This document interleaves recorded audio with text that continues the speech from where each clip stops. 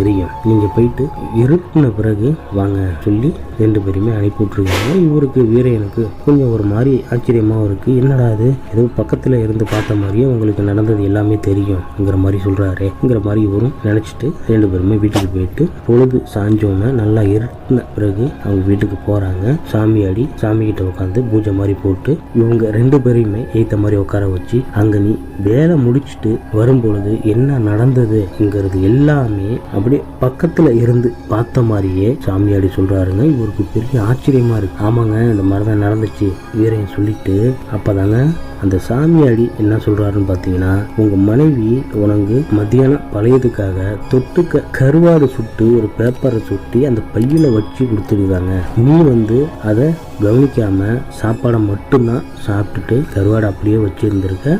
ஆண்கள்லாம் நீ அனுப்பின பிறகு உன்னை அந்த சாப்பாட்டுக்காக சுற்றி